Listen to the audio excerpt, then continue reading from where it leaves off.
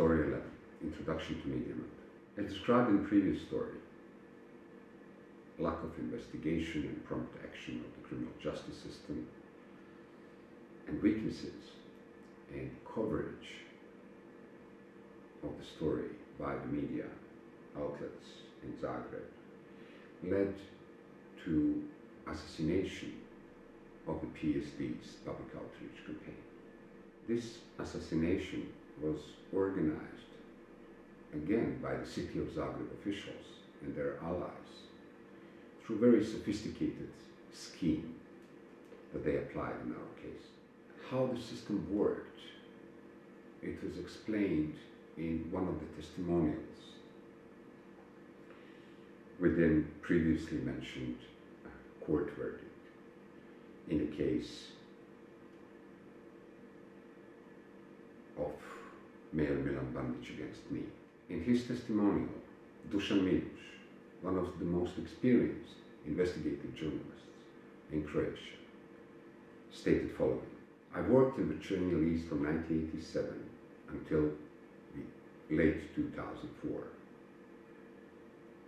On one occasion, Ružica Cigler, the editor-in-chief of the Chernihiv East, asked me to accompany her in her office. At that meeting, Ružica Cigler asked me to dig out something on the accused in this case, me, insinuating that there are criminal deeds committed by Podolnjak that should reach the public.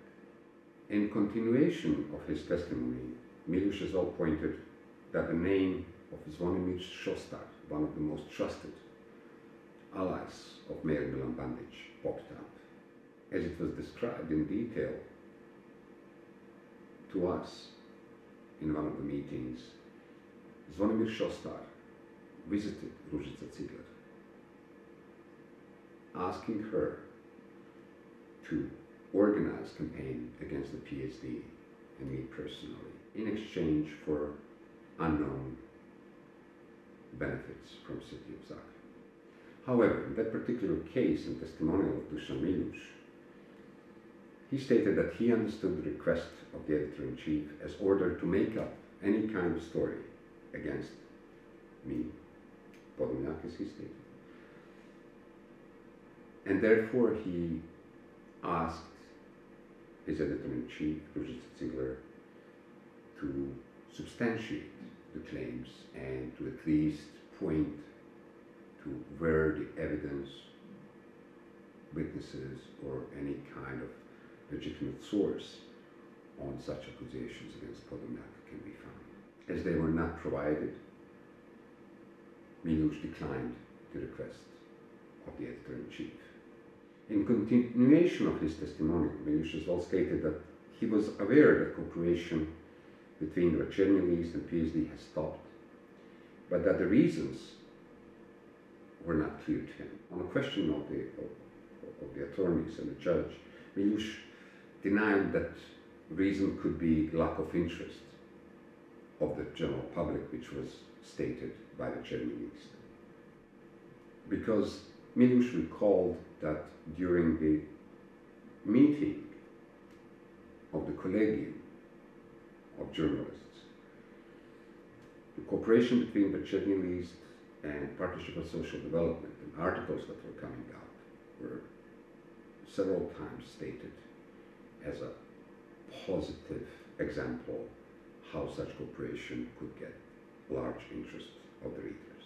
Later that year, Milic was forced to transfer to Chernihiv East, and just 2 days before he was to give his first testimonial in my case, in this specific case where he later testified, he was beaten by, even today, unknown masked attackers.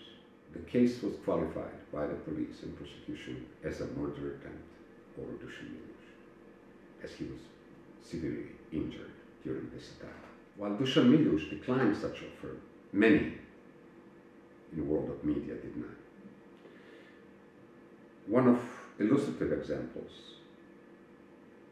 where journalists played a ball for the city of Zagreb officials were the example of Nova TV interview with Miro Lazo upon the first instance verdict against Ivan Shimunovic, the head of the Dom Center that I spoke before, where he was acquitted in that trial. In that particular case, journalist Tatjana Krajac, in her reportage on the verdict, portrayed Ivan Shimunovic as a victim of the witch hunt. Or as she put it, Šimunovićeva kalvarija počela je kada je prije nešto više od godinu dana u dom u kojem je ravnatelj pristigla inspekcija.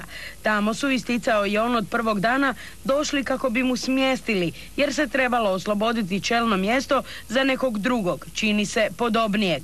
Pod optužbama kako je od mrtvih članova doma krao novac, kako je jedino uz mito primao nove korisnike, Šimunovića je prozivao čelni čovjek nevladine udruge Partnerstvo za društveni razvoj. Journalist Krajac then, instead of at least providing the public with interview with Ivan Shimunovic, that was subject of the story, interviewed Miro Lazo, that was introduced as one of the members of the executive board of Home Center. Journalist Krajac allowed Miro Lazo to call PSD and me personally as false messiah that was contracted to attack Mr. Shimunovic. Nakon ovakvog raspleta i član upravnog odbora doma u ime grada pita se jesu li uistinu optužbe bile motivirane borbom protiv korupcije ili su bile naručene od nekih političara. Lažne mesije i borci protiv korupcije puno više štete nego što donose koristi u borbi protiv korupcije. Finally, Krajac and Lazo jointly concluded that health of Ivan Shimunovic was seriously affected because of our attack. Zbog medijskog linča Šimunoviću se pogoršalo zdravstveno stanje. Teško da mu itko može ponuditi dostatnu moralnu satisfakciju, no sudska je presuda prvi korak. Ne možete ni zamisliti kroz koje je jednu obiteljsku ipak tešku situaciju prolazio gospodin Šimunović. For ordinary citizen, this kind of coverage was enough evidence against the PSD and me personally.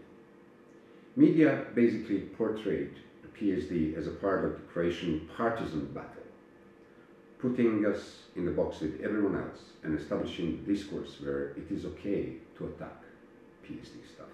What Tatjana Krajac did not mention, although it was known to her, is that Miro Lazo was the ex-colonel of the Croatian intelligence agency, SIS, and that he was one of close associates during the war of General Mirko Norac, who was convicted for the war crimes in early 2000.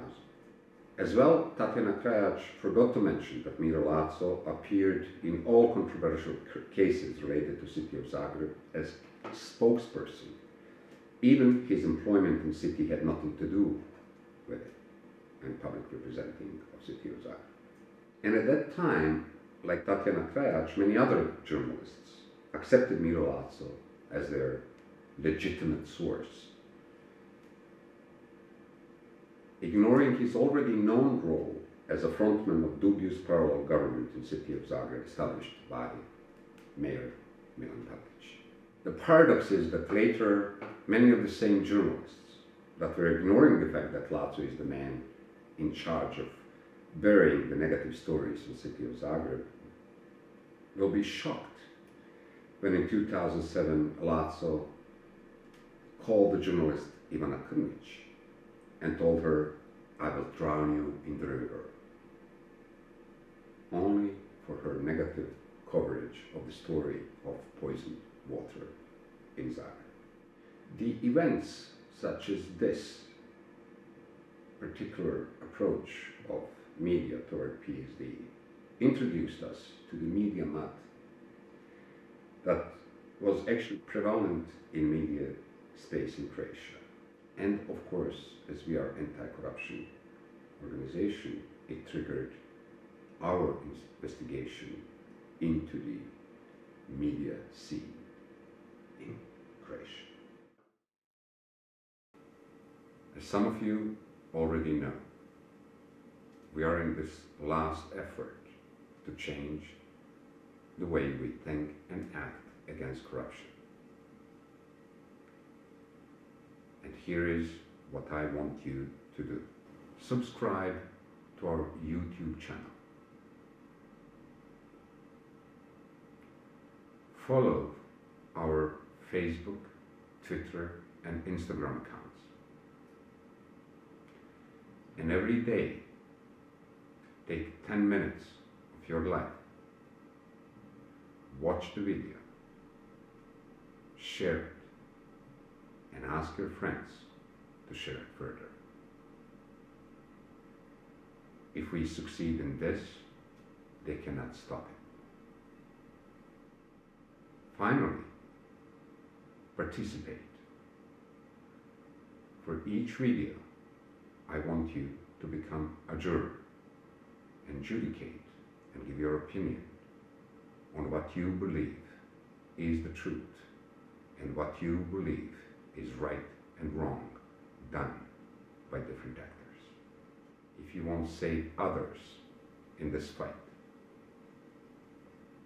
donate to the account on the screen under the title Save the Fight. That's all what I want from you. Everything else will be done by me and only me. Thank you very much.